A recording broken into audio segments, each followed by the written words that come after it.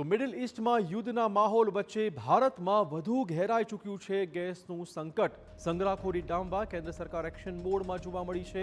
ગામડાઓમાં LPG booking period 20 દિવસ વધારાયો છે. હવે ગામડાઓમાં 45 દિવસ બાદ જ મળશે બીજો એલપીજી સિલિન્ડર. હોસ્પિટલ્સ, શૈક્ષણિક સંસ્થાઓને અપાશે પ્રાથમિકતા. હાલ મિડલ ઈસ્ટમાં જે યુદ્ધની પરિસ્થિતિ છે તેના કારણે ભારતમાં ગેસ સંકટ ઘેરાઈ રહ્યું છે. એલપીજી સિલિન્ડર્સની અછત વચ્ચે કેન્દ્ર સરકારે 6 દિવસમાં ત્રીજી વખત સિલિન્ડર બુકિંગ વિશેના નિયમો બદલ્યા છે.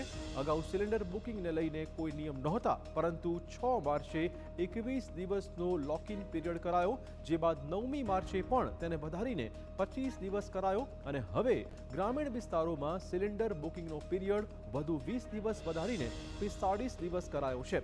પેટ્રોલિયમ પ્રધાન હરદીપસિંહ પુરીએ કહ્યું હતું કે આ નિર્ણય એલપીજી સપ્લાયને વધુ સારી બનાવવા અને પેનિક બુકિંગને અટકાવવા માટે જ લેવો પડ્યો છે.